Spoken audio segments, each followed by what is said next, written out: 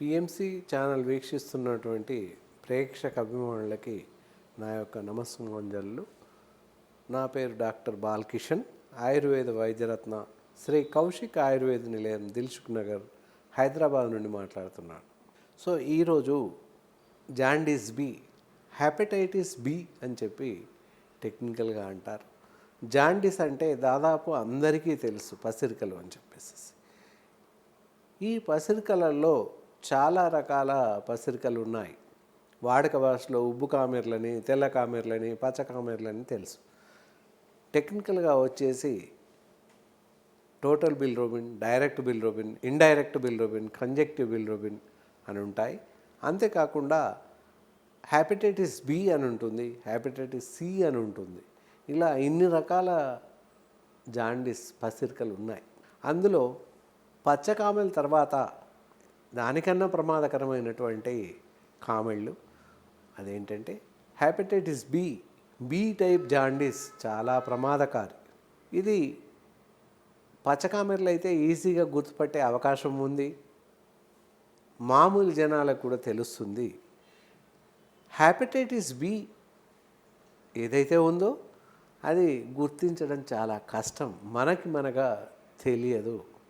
మరి ఇది వస్తే ఎలా తెలుస్తుంది, రాకుండా ఉండడానికి ఎలాంటి జాగ్రత్తలు పాటించాలి, వస్తే ఎలాంటి జాగ్రత్తలు పాటించాలి అనే విషయాలను తెలుసుకుందాం. ముందుగా వస్తే ఎలాంటి లక్షణాలు కనిపిస్తాయి, రాకుండా ఎలాంటి జాగ్రత్తలు తీసుకోవాలి, రావడానికి ఎలాంటి కారణాలు అనేది ముందుగా చూద్దాం. కలుషితమైనటువంటి నీరు, కలుషితమైనటువంటి ఆహారం తీసుకోవడం వల్ల ఎక్కువగా ఈ జబ్బులు వచ్చే అవకాశం ఉంది. అంతేకాకుండా ఇది ఒకరి నుంచి ఒకరికి వ్యాప్తి చెందే అవకాశం ఎక్కువగా ఉంది. ఎలా అన్నట్లయితే మనం వాడేటటువంటి మెడికల్, ఇప్పుడు ఈ మధ్య కాలంలో పర్వాలేదు, మెడికల్ ఎయిడ్స్ ఇంజెక్షన్స్ కానీ ఇతరత్ర సర్జికల్స్ ఇన్స్ట్రుమెంట్స్ కానీ చాలా జాగ్రత్తగా స్టెరిలైజ్ చేసి లేదా డిస్పోజబుల్ వాడుతున్నాం కనుక కొంతవరకు తగ్గించుకుంటున్నాం. ఇలా ఎప్పుడైతే ఒక జబ్బు బారిన పడినటువంటి మనిషికి ఇచ్చినటువంటి ఇంజెక్షన్ అదే నీడిల్ని మళ్ళీ కొత్త వ్యక్తికి ఇచ్చినట్లయితే వారికి ఉన్న జబ్బు వీరికి వచ్చే అవకాశం ఉంది. అంతేకాక బ్లేడ్స్, షేవింగ్ చేసుకునేటటువంటి బ్లేడ్స్ కూడా ఈ జాండీస్ బారిన పడ్డ వ్యక్తులు తీసుకున్న బ్లేడ్తో మనం అలాగే తీసుకున్నట్లయితే మామూలు వ్యక్తులకు కూడా జాండీస్ బారిన పడే అవకాశం ఉంది. కాబట్టి షేవింగ్ బ్లేడ్స్ ఒకరు వాడిన ఒకరు వాడకపోవడం చాలా మంచిది. అలాగే ఇంజెక్షన్స్ కూడా ఒకరికి ఇచ్చిన ఇంజెక్షన్ అదే ఇంజెక్షన్ ఇంకొకరి నీడిల్ అలాగే ఉపయోగించుకోకూడదు. ఈ మధ్యకాలంలో ఇంజెక్షన్స్ ఇవ్వడం చాలా తగ్గింది కనుక ఈ వ్యాధులు రావడం తగ్గినాయి. ఇంక మనం తీసుకోవాల్సిన జాగ్రత్తలు ఎక్కడ అంటే షేవింగ్స్ చేసుకోవడం దగ్గర, అంటే సెలూన్స్కి వెళ్ళడం దగ్గర చాలా జాగ్రత్తలు పాటించాల్సిన అవసరం ఉంటుంది. షేవింగ్ చేసుకోకపోయినప్పటికీ కటింగ్ చేసుకున్నాక చివర్లో వాళ్ళు బ్లేడ్తో మనకి కటింగ్ని సరి చేస్తారు, నలుమూలల సెట్ చేస్తారు. ఆ సెట్ చేసేటప్పుడు బ్లేడ్స్ వాడుతుంటారు. అలా వాడే బ్లేడ్ ఏదైతే ఉందో ఎవరిది వారిగా సపరేట్గా, ఏ వ్యక్తిది ఆ వ్యక్తికి సపరేట్గా వాడడం అన్యథా మంచిది. అలా కాకుండా ఒకరికి వాడిన బ్లేడ్ని ఇంకొకరికి వాడినట్లయితే ఈ జాండీస్ బి వచ్చే అవకాశం ఉంది. ఇది తగ్గడానికి దాదాపుగా మందులు చాలా తక్కువ. కాబట్టి ఈ వ్యాధి బారిన పడకుండా ముందు జాగ్రత్తలు తీసుకోవడం ఎంతైనా అవసరం. ఇంకొక జాగ్రత్త, ఈ బ్లేడ్స్ కాకుండా ఇంకొకటి ఉంటుంది, బైసెక్సువల్ అంటారు, అది కూడా నిషిద్ధము. తర్వాత వ్యాధి సోకిన వారితో కూడా సహజీవనం చేయడం పూర్తిగా మానివేయాల్సిన అవసరం ఉంటుంది. ఇలా ఈ నిర్దిష్టమైనటువంటి జాగ్రత్తలు తప్పనిసరిగా పాటించినట్లయితే ఈ వ్యాధి బారిన పడకుండా ఉండే అవకాశం ఉంది. సరే, మరి మనకి వ్యాధి వచ్చిన విషయాన్ని ఎలా గమనించవచ్చు, లక్షణాలు ఎలా ఉంటాయి అన్నట్లయితే ఆకలి మందగించే అవకాశం ఉంటుంది, కొన్నిసార్లు బరువు తగ్గిపోయే అవకాశం ఉంటుంది. ఇత్యాది లక్షణాలు కలిగినప్పుడు తప్పనిసరిగా వైద్యులను సంప్రదించినట్లయితే పరీక్షలు జరిపి ఈ వ్యాధి ఉన్నది లేనిది పూర్తిగా నిర్ధారించే అవకాశం ఉంది. ఆసుపత్రిలో మాత్రమే వైద్యులు మాత్రమే నిర్దిష్టంగా ఈ వ్యాధి ఉన్నది లేనిది చెప్పగలుగుతారు. దీనికి ప్రత్యేకమైనటువంటి రక్త పరీక్షా విధానం ఉంది. ఆ పరీక్ష చేసి మాత్రమే మీకు జాండీస్ బి సోకింది అని చెప్పే అవకాశం ఉంది.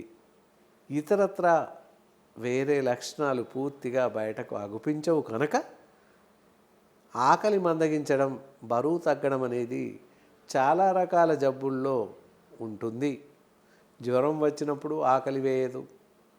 అలాగే క్షయవ్యాధి పీడితులకు కూడా బరువు తగ్గిపోయే అవకాశం ఉంటుంది. కాబట్టి ఏది ఏమైనా ఆ లక్షణాలు కలిగినా, లేకపోతే ఎవ్రీ 6 monthsకి 6 నెలలకు ఒకసారి పరీక్ష రక్త పరీక్షలు, మూత్ర పరీక్షలు చేయించుకోవడం, అలాంటి సందర్భాల్లో మీకు మీరుగా గుర్తు చేసి జాండీస్ బి ఉంది, పరీక్ష చేయండి అని చేసుకోవడం ఎంతైనా మంచిది. దీనికి గాను గృహ వైద్య విధానం ఏదీ లేదు అనే చెప్పాలి. ఎలాంటి ఆహార పదార్థాలను తీసుకోకూడదు, డీప్ ఫ్రైస్ అసలే తినకూడదు. ముఖ్యంగా చిప్స్, ఆలు చిప్స్ లేదా బయట దొరికేటటువంటి రకరకాల డీప్ ఫ్రై జంక్ ఫుడ్స్ దొరుకుతున్నాయి.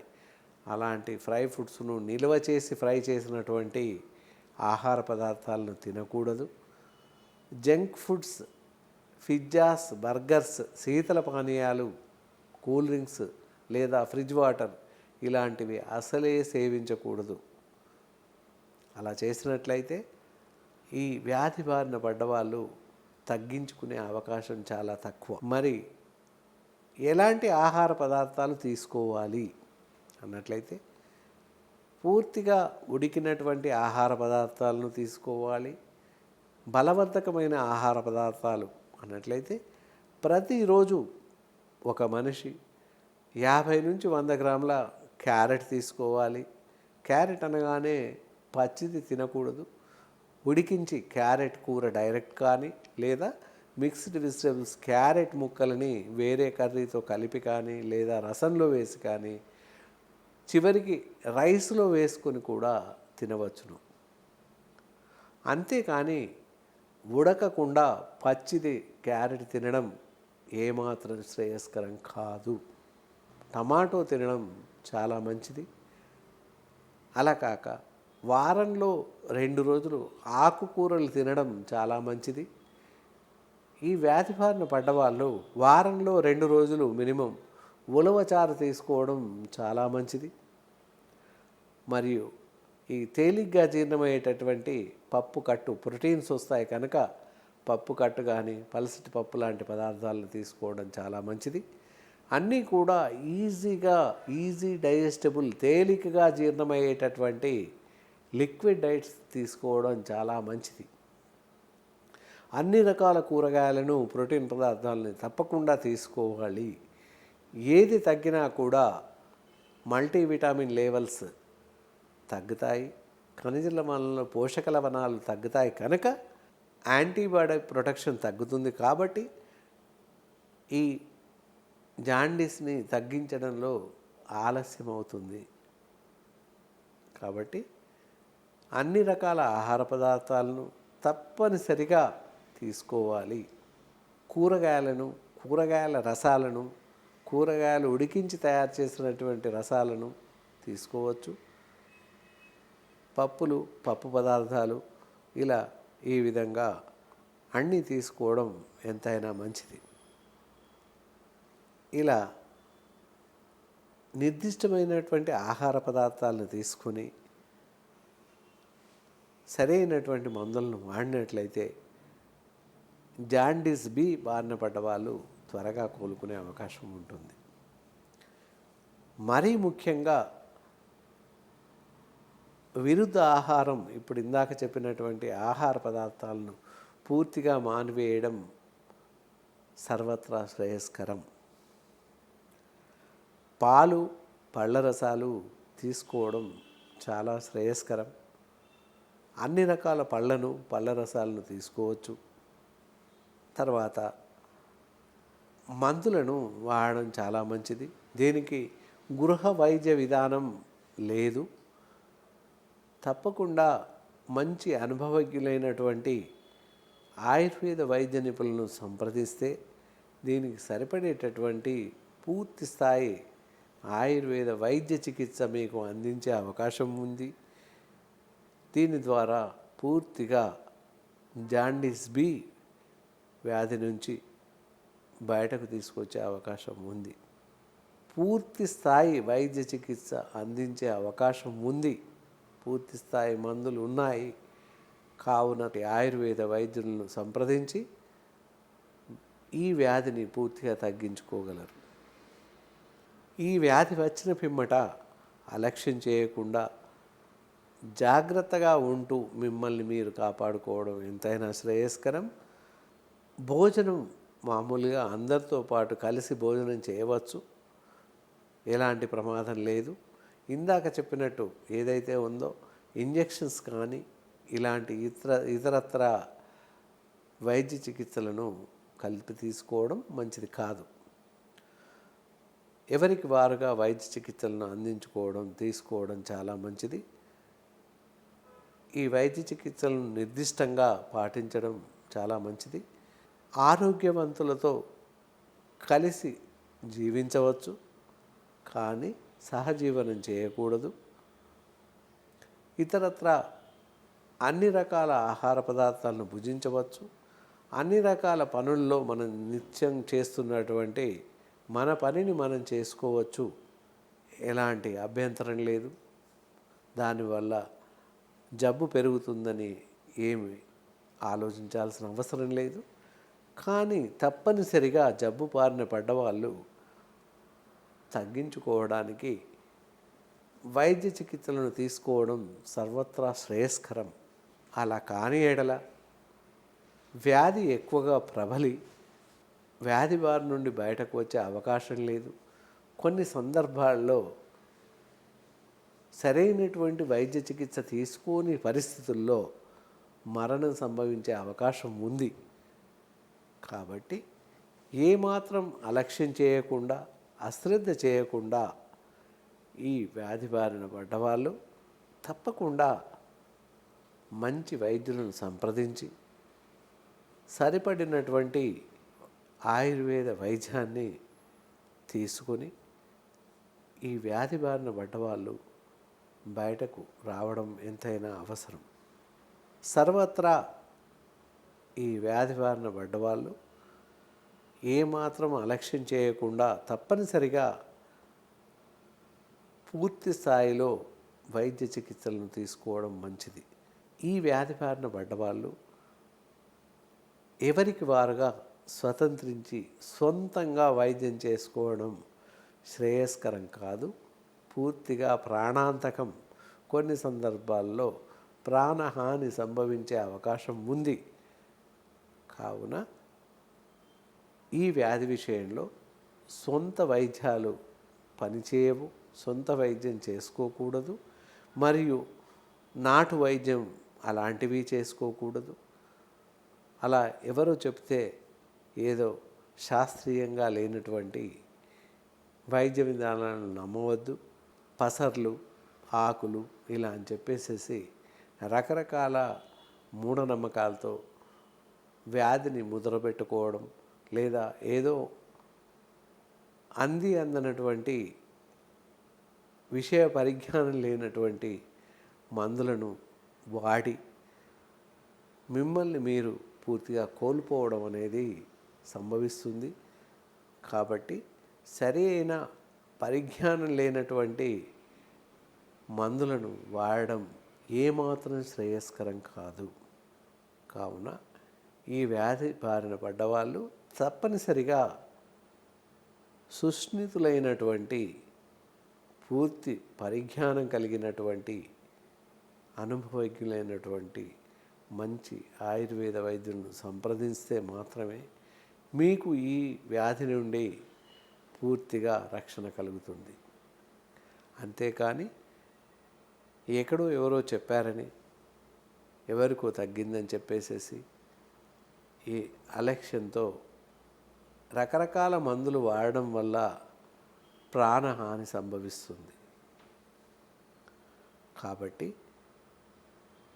ఏమాత్రం ఆలస్యం అలక్ష్యం చేయకుండా మంచి నాలెడ్జ్తో, అంటే విషయ పరిజ్ఞానం ఉన్న వాళ్ళతో ఈ వ్యాధికి సరైనటువంటి వైద్య చికిత్సలను తీసుకొని మిమ్మల్ని మీరు కాపాడుకోవడం సర్వత్రా శ్రేయస్కరం. అంతేకాని ఇతరత్రా వేరే నాటు మందులను, మీకు తెలిసినటువంటి సరిగా తెలియనటువంటి మందులను వాడడం ప్రాణాంతకం మరియు ప్రాణహాని సంభవించే అవకాశాలు ఎక్కువగా ఉంటాయి. అందుకే ఈ వ్యాధి సంభవించినప్పుడు తప్పనిసరిగా మంచి వైద్యులను సంప్రదించి దానికి సరిపడేటటువంటి వైద్య చికిత్సలను తీసుకొని ఏ మందులు వాడాలి అనేది ప్రతి నెల వాటిని క్రమబద్ధీకరించి మీకు సరిపడేటటువంటి మందులను మాత్రమే సూచిస్తుంటాము. కాబట్టి తప్పకుండా వైద్యుల పర్యవేక్షణలో మాత్రమే పూర్తి స్థాయి వైద్య చికిత్సను తీసుకోవడం సర్వత్రా శ్రేయస్కరం. ఈ వ్యాధి బారిన పడ్డవాళ్ళు జాగ్రత్తలన్నీ పాటిస్తూ, ఆహార నియమాలను పూర్తిగా పాటిస్తూ, సమయానుకూలంగా మందులను వాడుతూ ఈ వ్యాధి నుంచి పూర్తిగా బయటపడతారని ఆశిస్తున్నాను. ఇందులో పూర్తిగా ఆహార నియమాలు, పథ్యాలు ఏవైతే ఆహారం తీసుకోవద్దు అని చెప్పి నిర్దిష్టంగా చెప్పామో అలాంటి ఆహార పదార్థాలను పూర్తిగా మానివేయడం సర్వత్రా శ్రేయస్కరం. అలాగే తీసుకోవలసినటువంటి ఆహార పదార్థాలు ఏవైతే ఉన్నాయో బలవంతమైనటువంటి ఆహార పదార్థాలను సర్వత్రా భుజించడం శ్రేయస్కరం. దాంతోపాటుగా వేళకు నిద్రించడం, వేళకు నిద్రలేవడం అనేది సర్వత్రా శ్రేయస్కరం. తేలికపాటి ఎక్సర్సైజ్ చేయడం, అంటే నడవడం మంచిది. మనం చేసుకునేటటువంటి అన్ని రకాల పనులను చేసుకోవచ్చు. అలాగే మందులను వేళకి వేసుకోవడం, సమయానుకూలంగా మందులను సేవించడం సర్వత్రా శ్రేయస్కరం. ఈ వ్యాధి చూస్తే ఒకే పదంలాగా ఉంటుంది, జాండీసే అని చెప్పేసి అందరం అనుకుంటాము. కానీ చాలా ప్రాణాంతకమైనటువంటి వ్యాధి కనుక, చాలా ప్రమాదకరమైన వ్యాధి కాబట్టి తప్పనిసరిగా ఈ వ్యాధి వచ్చింది అని తెలియగానే తప్పనిసరిగా వైద్యులను సంప్రదించి వైద్యుల పర్యవేక్షణలో మాత్రమే, వారు సూచించినటువంటి మందులను మాత్రమే వాడాల్సిన అవసరం ఉంది. ఎందుకంటే ఇతరత్రా ఈ జబ్బుకి సరిపడేటటువంటి మందులు ఎక్కడా లేవు. కాబట్టి తప్పనిసరిగా ఆయుర్వేద వైద్య విధానంలో మాత్రమే పూర్తి స్థాయి వైద్య చికిత్సా విధానాలు ఉన్నాయి. కాబట్టి ఈ మందులను వాడుతూ పద్ధతి ప్రకారంగా క్రమం తప్పకుండా జబ్బు గురించి, ఇంకొక వ్యాధి గురించి కూలంకుషంగా చర్చించుకుందాం. అంతవరకు సెలవు.